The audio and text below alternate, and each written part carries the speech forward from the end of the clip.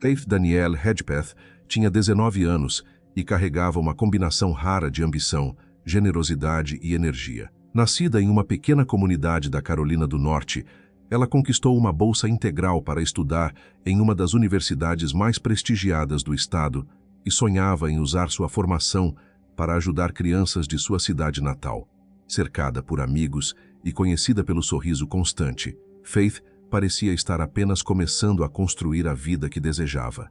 Na manhã de 7 de setembro de 2012, porém, sua ausência de resposta levou duas amigas até o apartamento onde ela morava. O que encontraram transformaria aquela jovem universitária no centro de uma investigação que atravessaria mais de uma década.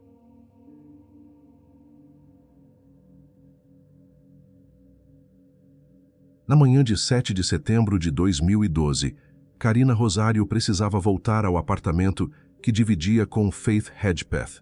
Ela havia passado as últimas horas na residência de Jordan McCrary, mas precisava buscar alguns documentos antes de seguir para as aulas. Como não conseguiu falar com Faith por telefone, pediu ajuda a Marisol Rangel, uma amiga que concordou em levá-la até o complexo Hawthorne at the View, localizado na região de Durham, próxima ao campus da Universidade da Carolina do Norte.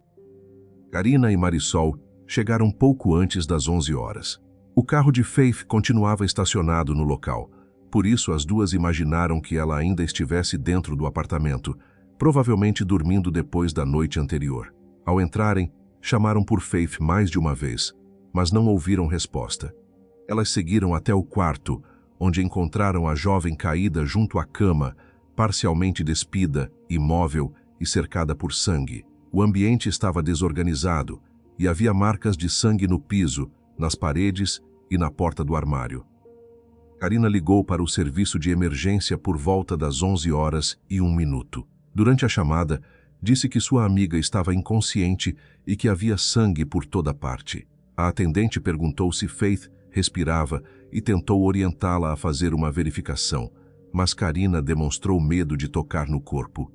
Também afirmou que parecia que outra pessoa havia estado no apartamento. A atendente mandou Karina sair do quarto, permanecer na sala e evitar tocar em qualquer objeto. Ela também pediu que a porta fosse mantida destrancada para permitir a entrada dos paramédicos e policiais. Quando as equipes chegaram, Faith foi examinada e declarada morta no local. Ela tinha 19 anos e completaria 20 ainda naquele mês. Faith Danielle Hedgepeth nasceu em 26 de setembro de 1992, filha de Connie e Roland Hedgepeth. Seus pais se separaram quando ela ainda era muito pequena.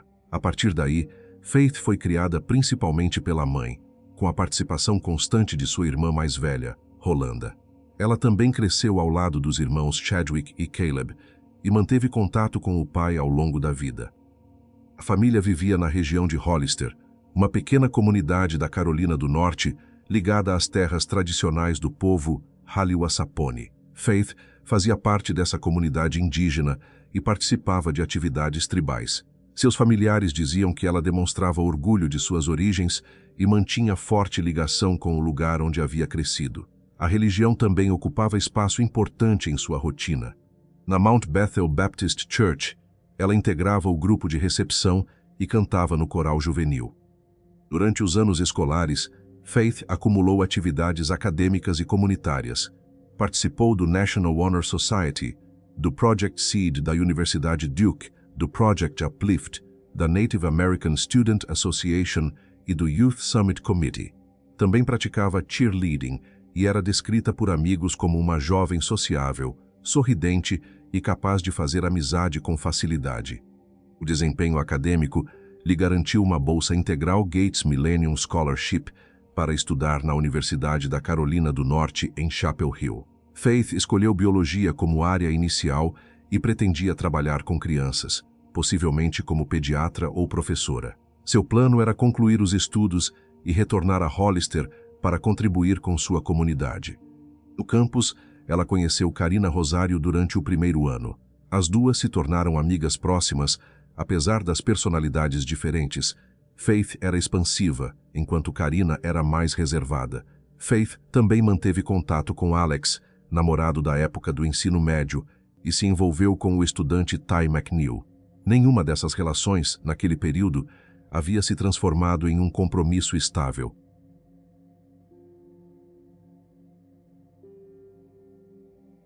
Na quinta-feira, 6 de setembro de 2012, Faith participou de uma atividade da Alpha Pi Omega, irmandade universitária historicamente ligada a estudantes indígenas. Ela chegou por volta das 5h45 da tarde e permaneceu até aproximadamente 7h15. Durante o encontro, demonstrou entusiasmo com a possibilidade de ingressar no grupo. Depois da atividade, Faith seguiu para a Davis Library, no campus de Chapel Hill, onde encontrou Karina. As duas estudaram até perto das 11h30. Faith precisava trabalhar em um texto de história e, durante esse período, também trocou mensagens com o pai sobre a semana de seleção da Irmandade. Roland não percebeu nada incomum no comportamento da filha. As duas deixaram a biblioteca e chegaram ao apartamento por volta da meia-noite. Em vez de encerrar a noite, decidiram sair novamente. Após se prepararem, seguiram para a boate The Thrill, conhecida entre estudantes universitários. As câmeras do estabelecimento registraram Faith entrando aproximadamente à 00h40. A 1h23, o telefone de Faith realizou uma ligação acidental para sua amiga Una Chavis. A chamada gerou uma gravação com música, ruídos e vozes pouco compreensíveis. Naquele momento, porém, ninguém identificou nela uma informação clara sobre o que ocorria ao redor de Faith. Karina começou a passar mal durante a madrugada. Por esse motivo, as duas deixaram a boate às 2h06. As imagens externas mostraram Faith e Karina saindo separadamente e conversando com homens diferentes antes de seguirem de volta. Elas chegaram ao apartamento perto das 3h. Karina foi ao banheiro porque sentia náuseas, e Faith lhe entregou um recipiente antes de seguir para o quarto. Uma moradora do andar inferior relataria ter ouvido pancadas fortes, semelhantes à queda ou ao deslocamento de um objeto pesado. Depois desses sons, ela não percebeu nova movimentação relevante. Pouco depois do retorno ao apartamento, houve atividade na conta de Facebook de Faith. Por volta das 3h40, ela enviou uma mensagem a Brandon Edwards, homem com quem Karina mantinha contato. No texto, pediu que Brandon fosse até o local e demonstrasse a Karina que se importava com ela. Karina também tentou falar com ele, mas não recebeu resposta imediata. Às 3h43, Faith trocou uma mensagem com Ty McNeil, com quem ainda mantinha contato ocasional. Esse registro ficou entre as últimas atividades conhecidas realizadas diretamente por seu telefone. Brandon respondeu mais tarde, perguntando quem havia enviado a mensagem, mas não recebeu retorno. Sem conseguir que Brandon aparecesse, Karina passou a procurar Jordan McCrary, estudante que conhecia e que havia encontrado durante a noite. Às 3h51, ela lhe enviou uma mensagem de boa noite. Cerca de 10 minutos depois, voltou a ligar e pediu que ele fosse buscá-la. Entre 4h10 e 4h21, Karina realizou diversas chamadas e insistiu para que Jordan fosse ao apartamento. Jordan chegou ao complexo aproximadamente às 4h25. Karina deixou a unidade e seguiu com ele para sua residência. Segundo a versão apresentada naquela fase, Faith havia permanecido no quarto. A porta do apartamento não teria sido trancada depois da saída, e a unidade possuía acesso direto pela área externa do prédio. Karina ficou na casa de Jordan durante o restante da manhã. Quando precisou buscar os documentos para as aulas, tentou entrar em contato com Faith e não obteve resposta. Foi então que procurou Marisol e organizou o retorno ao complexo. Após a chegada das equipes de emergência, a polícia isolou o apartamento e iniciou o registro da cena. Os agentes não identificaram sinais evidentes de arrombamento na porta, nem danos que demonstrassem uma entrada forçada. O complexo também não possuía câmeras próximas capazes de mostrar quem havia passado pela unidade durante o intervalo entre a saída de Karina e a chegada das duas amigas. No quarto, os investigadores observaram que Faith estava próxima da cama, com a camisa levantada e sem roupas da cintura para baixo. A distribuição do sangue e a desorganização dos objetos indicavam que ocorrera uma luta intensa naquele espaço. As marcas alcançavam diferentes superfícies, incluindo partes da cama, das paredes, do piso e do armário. O exame do corpo revelou ferimentos graves na cabeça produzidos por impacto contundente. A autópsia estabeleceu esse trauma como a causa da morte. Também foram identificadas lesões no braço direito, nas mãos, nos dedos e nos 2 joelhos. As escoriações e contusões nas mãos eram compatíveis com uma tentativa de proteção ou reação durante a agressão. Entre os objetos recolhidos no quarto, havia uma garrafa de bebida vazia. Por causa da natureza das lesões e da posição em que o objeto foi localizado, ela passou a ser analisada como possível instrumento utilizado nos golpes. Essa possibilidade ainda dependia da comparação entre os danos observados e os vestígios recuperados. Um exame de violência sexual detectou a presença de sêmen masculino. O material foi preservado para análise genética, assim como outros vestígios recolhidos no corpo e no ambiente. A medicina legal, contudo, não apresentou naquele momento um horário exato para a morte. Sem esse dado, a sequência inicial precisou ser organizada por meio dos registros telefônicos, dos horários conhecidos, dos depoimentos e das condições observadas no apartamento. A análise do quarto revelou uma quantidade significativa de material físico. A garrafa de bebida encontrada próxima ao corpo continha material genético e 2 marcas ensanguentadas semelhantes a impressões de polegar. Outra garrafa, descrita em diferentes registros como garrafa de vinho, apresentava uma impressão palmar e 2 impressões digitais. Esses objetos foram recolhidos porque poderiam indicar contato direto de quem esteve no ambiente durante ou após a agressão.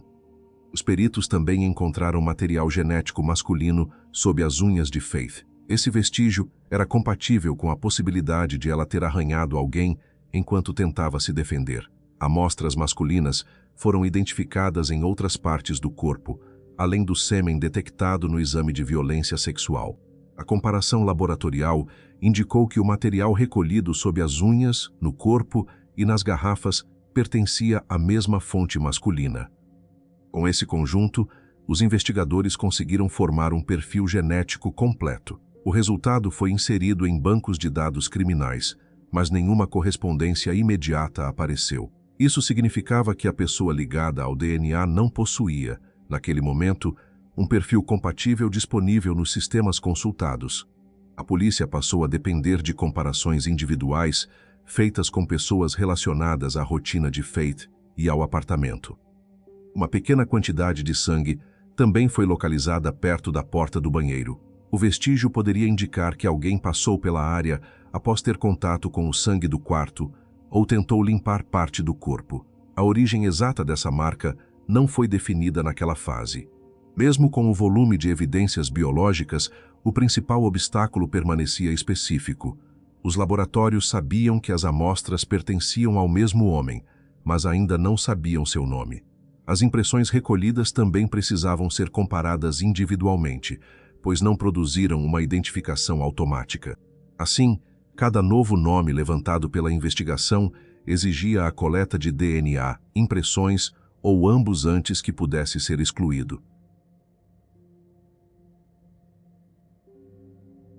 Sobre a cama, os policiais encontraram uma sacola de papel usada para embalar comida. Nela havia uma mensagem escrita à mão com a frase "I'm not stupid", seguida de um insulto, além da palavra "jealous". A posição do objeto e o conteúdo da escrita fizeram com que a mensagem fosse tratada como uma possível comunicação ligada ao crime. A caneta usada também foi recolhida para exame. Os peritos recuperaram material genético tanto na sacola quanto na caneta. As amostras foram atribuídas à mesma pessoa que havia manuseado os 2 objetos. Nenhuma das superfícies apresentava sangue visível. Essa ausência criou uma limitação concreta para a sequência dos acontecimentos. A mensagem poderia ter sido escrita antes da violência ou depois de uma limpeza das mãos e dos objetos usados. Um especialista em caligrafia analisou as letras e concluiu que o autor provavelmente escreveu com a mão não dominante. O uso dessa mão poderia explicar a aparência irregular da escrita e indicar uma tentativa de impedir o reconhecimento. Ainda assim, Não foi possível estabelecer quem deveria ler a mensagem. Ela poderia ser dirigida a Faith, a alguém que encontrasse o corpo ou aos próprios investigadores. Outro elemento examinado foi a ligação acidental feita pelo telefone de Faith a 1h23. O aparelho gravou cerca de 3 minutos de música, ruídos e vozes abafadas. Quando o áudio se tornou público, algumas pessoas afirmaram ouvir gritos ou uma discussão. Outras identificaram apenas sons normais de uma boate. Os investigadores consideraram mais provável que a gravação tivesse ocorrido dentro da The Thrill, mas a baixa qualidade impediu a identificação segura de palavras, pessoas ou de qualquer ameaça direta. O áudio só foi divulgado ao público em 2016, 4 anos depois do crime, na tentativa de provocar novas lembranças ou informações. A polícia iniciou as entrevistas pelas pessoas que haviam mantido contato com Faith durante suas últimas horas. Randall Edwards confirmou o recebimento da mensagem em que ela pedia que ele fosse ao apartamento por causa de Karina. Ele afirmou que não compareceu ao local e que respondeu somente mais tarde, quando perguntou quem havia enviado o texto. Os registros telefônicos foram usados para comparar sua versão com os horários conhecidos.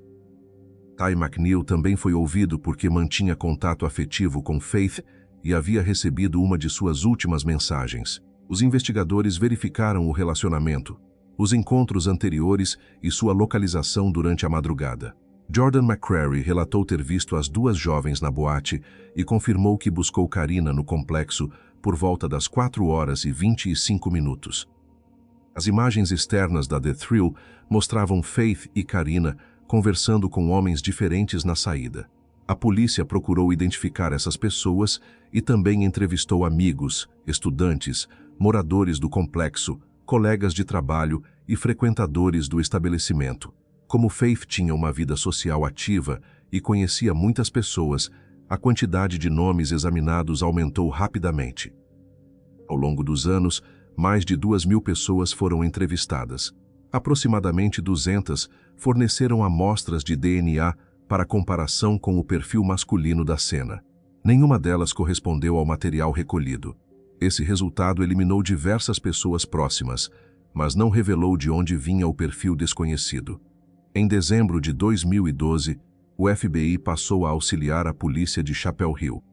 Com base no ambiente e nas circunstâncias, os analistas consideraram possível que a pessoa procurada conhecesse Faith, soubesse como entrar no prédio ou estivesse familiarizada com a rotina das moradoras. Também acreditavam que alguém próximo poderia ter percebido mudanças de comportamento depois do crime. Apesar desse perfil inicial, entrevistas e testes genéticos não produziram uma identificação. Ao revisar conflitos recentes envolvendo as moradoras, os investigadores chegaram a Eric Tacoy Jones, ex-namorado de Karina.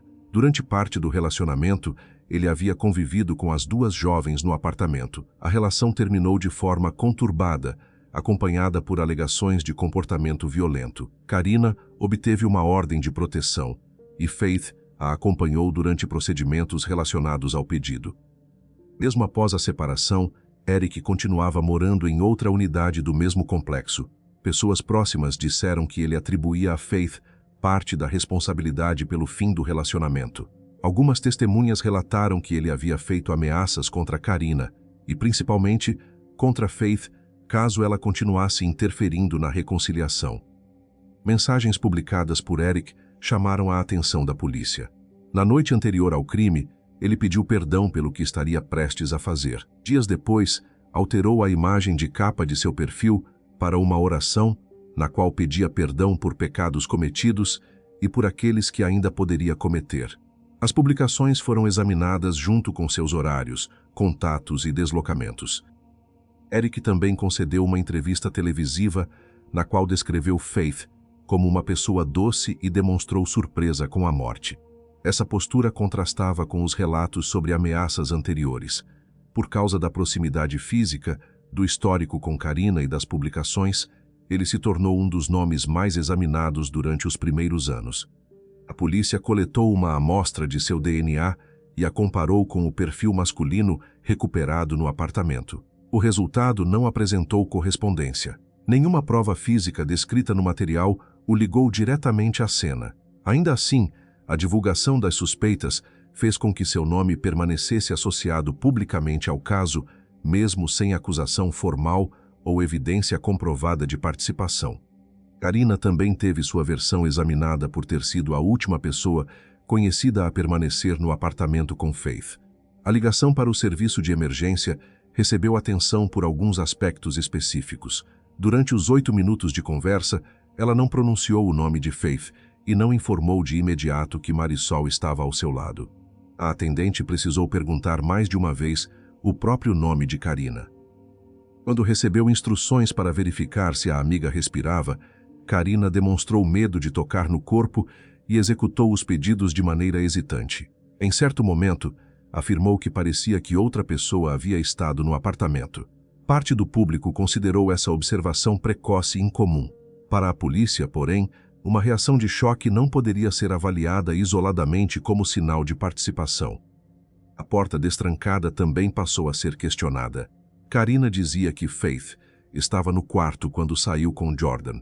Como ela foi a pessoa que deixou a unidade, a investigação procurou entender por que a porta não havia sido trancada. A explicação possível era que ela estivesse doente, alcoolizada e com pressa, mas o arquivo não apresenta uma confirmação de que a decisão tenha sido intencional. Jordan declarou que Karina parecia muito abalada durante as ligações em que pedia para ser buscada.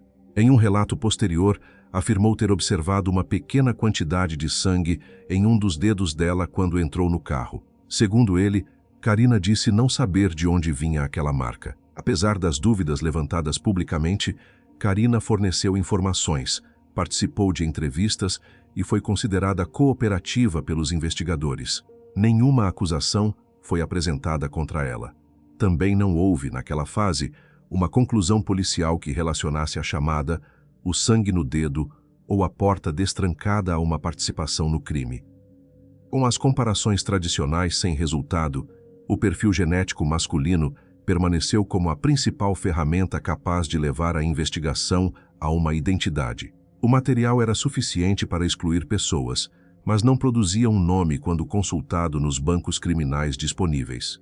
A polícia passou então a procurar métodos que permitissem extrair do DNA informações além de uma correspondência direta.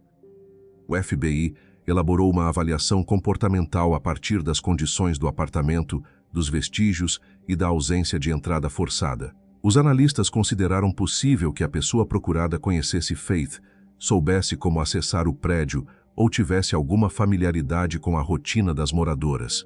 Também sugeriram que familiares e conhecidos observassem mudanças posteriores ao crime, como comentários incomuns, preocupação excessiva com o caso ou alteração repentina de comportamento. Essa hipótese orientou parte das entrevistas, mas não identificou ninguém. A investigação recorreu depois à fenotipagem forense, técnica que estima características físicas e ancestralidade com base em marcadores genéticos.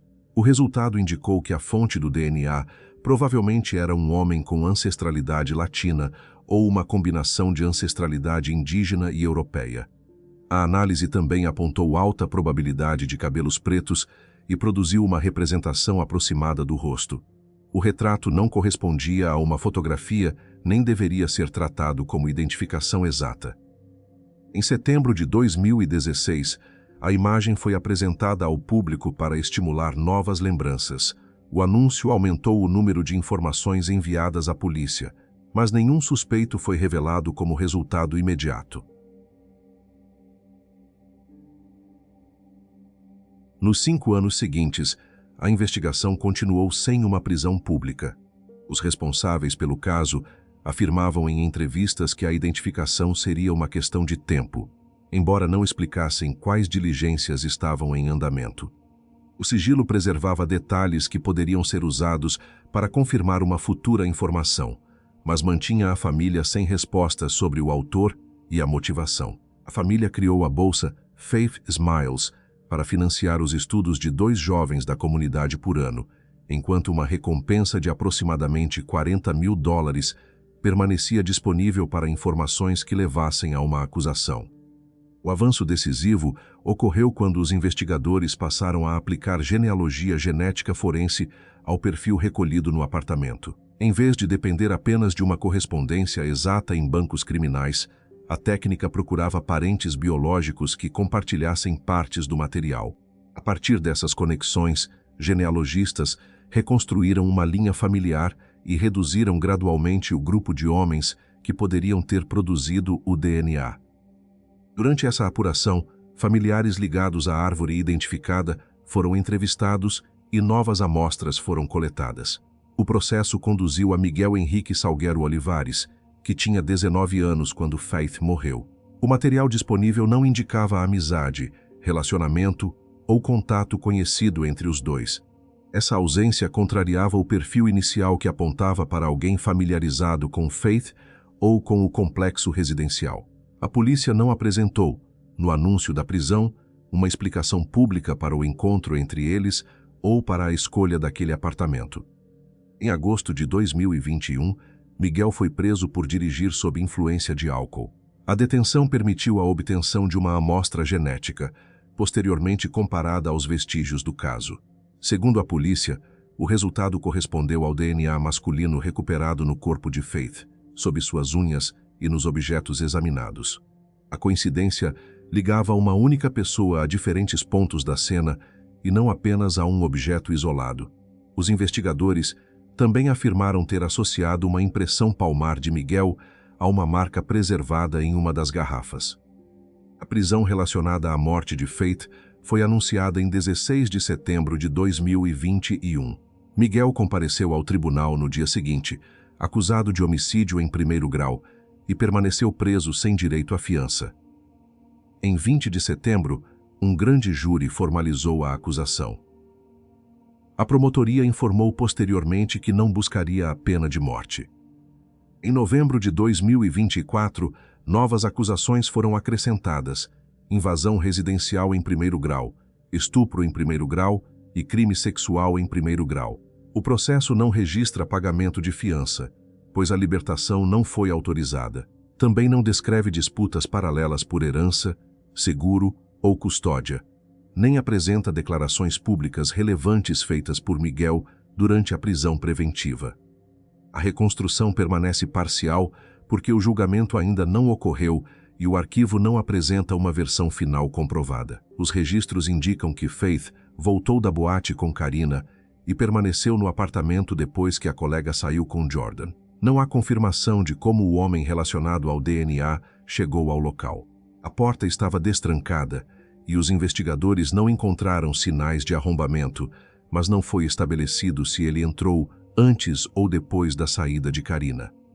Os vestígios sugerem que o contato principal ocorreu no quarto, próximo à cama. Faith estava parcialmente despida e o exame de violência sexual identificou sêmen do mesmo perfil masculino encontrado em outras partes da cena. As lesões nas mãos, nos dedos, no braço e nos joelhos indicam que ela tentou reagir. O material sob suas unhas reforça a possibilidade de contato físico direto durante a luta. Em algum momento da agressão, Faith sofreu golpes contundentes na cabeça.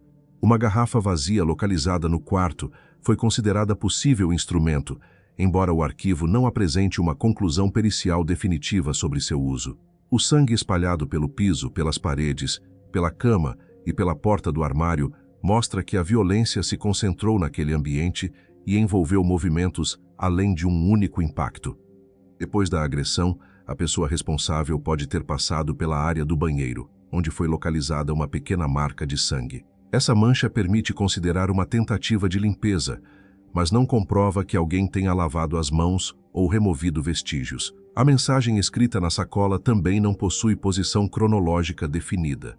Como a caneta e o papel não apresentavam sangue visível, o texto pode ter sido produzido antes do ataque ou depois de alguma limpeza.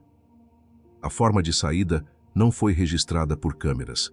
Também permanecem sem resposta o motivo do ataque, a origem do contato entre Faith e Miguel e a possibilidade de outra pessoa ter fornecido acesso ou conhecimento sobre o apartamento. A reconstrução é sustentada principalmente pelo perfil genético, pela impressão palmar atribuída ao acusado, pelas lesões defensivas e pela distribuição dos vestígios no quarto.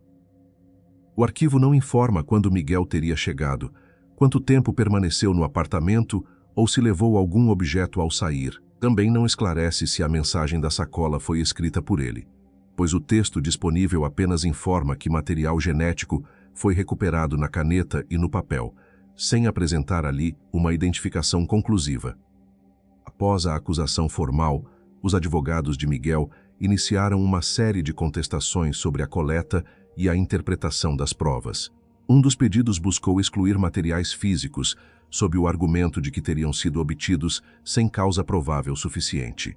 Além da amostra vinculada à prisão por dirigir sob influência, mandados posteriores autorizaram a coleta de cabelo, saliva e outros materiais, bem como buscas na residência do acusado em Durham. A defesa solicitou novos exames em uma mancha encontrada no banheiro do apartamento. O objetivo era determinar sua composição e verificar se ela poderia produzir um perfil diferente dos já conhecidos. Também pediu autorização para ouvir formalmente Jordan McCrary, cuja versão influencia o intervalo entre as últimas comunicações de Karina e sua saída do complexo. Jordan havia informado que encontrou Faith e Karina na boate entre 1 e 2 horas. Depois, recebeu mensagens e ligações de Karina até buscá-la por volta das 4 horas e 25 minutos. Segundo seu relato, ela parecia muito abalada e tinha uma pequena quantidade de sangue em um dos dedos. Os advogados pretendem examinar esses detalhes e compará-los aos registros telefônicos e às declarações fornecidas durante a investigação. Outro ponto envolve as 2 marcas ensanguentadas na garrafa. A defesa pretende apresentar um especialista em identificação de impressões para avaliar se elas pertencem a Miguel. Também pediu a comparação com as impressões de Karina, a fim de verificar se ela pode ser excluída. Os registros consultados divergem sobre qual garrafa continha a impressão palmar e qual apresentava as marcas ensanguentadas, questão que deverá ser esclarecida por laudos e testemunhos técnicos. O processo reúne aproximadamente 39 mil páginas de provas e cerca de 30 especialistas previstos para depor. A quantidade de documentos, exames e testemunhas contribuiu para o prolongamento da fase preparatória. O julgamento foi marcado para 28 de setembro de 2026. Um pedido para manter futuras moções pré-julgamento sob sigilo foi negado, deixando eventuais restrições para decisões individuais. Até o julgamento, Miguel permanece acusado e legalmente inocente. As questões centrais serão a confiabilidade das correspondências genéticas e digitais, a origem das impressões, o intervalo exato da morte e a explicação para a presença de um homem sem ligação conhecida com Faith.